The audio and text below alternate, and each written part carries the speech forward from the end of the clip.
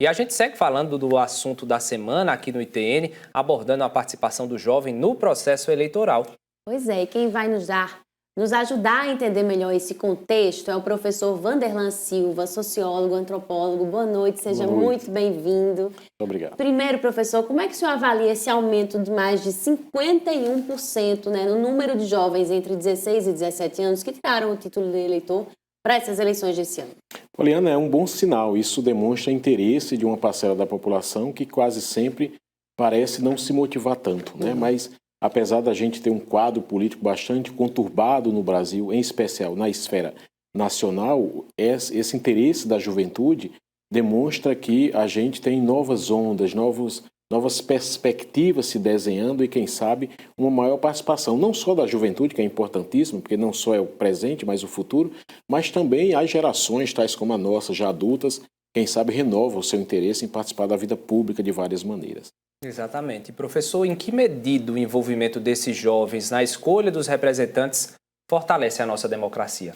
Felipe, é interessante a gente pensar a política como uma possibilidade de fazer as coisas públicas acontecerem para todo mundo.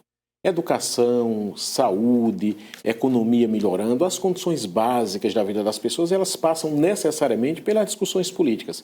Sejam as discussões políticas nas pequenas instâncias, no cotidiano, no Grêmio Estudantil, como a gente acabou de ver alguns exemplos, nas igrejas, né, na casa, os filhos conversando com os pais, no bairro e, obviamente, também nos espaços legislativos. Então, quanto mais você tem a juventude participando disso, mais você tem gente contribuindo para encontrar boas soluções para os dramas sociais que nós temos no Brasil.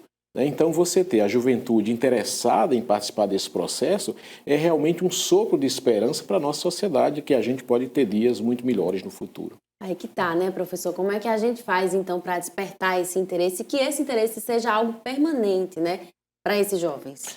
Poliana, eu acho que a primeira coisa é que nós adultos, a gente escute com muita atenção os jovens, né? A gente não achar que porque nós somos adultos a gente sabe tudo e os jovens não sabem. É exatamente o contrário. Cada geração tem os seus desafios, tem a sua vivência, né? E é essa riqueza de experiências diferenciadas de nós que já passamos por certas etapas e deles que estão atravessando essas etapas, essa troca de experiência com respeito mútuo permite a gente aprender.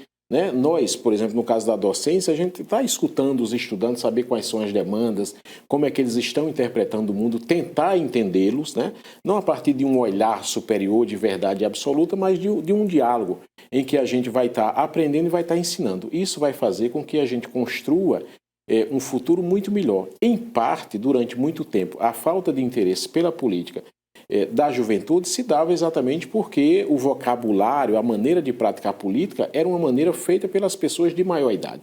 E, obviamente, isso afastava os jovens. Na medida em que você tem a participação da juventude, diga-se de passagem, com maior alegria nesse cenário, né, fazendo com que a política não seja apenas uma coisa sisuda, como várias vezes é praticada, mas seja uma coisa divertida, uma coisa também séria, capaz de trazer soluções para os problemas. Excelente. Professor Wanderlan, você resumiu bem, que esse aumento nessa participação seja um sopro de esperança para todos nós, e é isso que a gente espera de renovação também, né? Obrigado pela participação mais uma vez por aqui. Eu que agradeço. Muito obrigada, professor.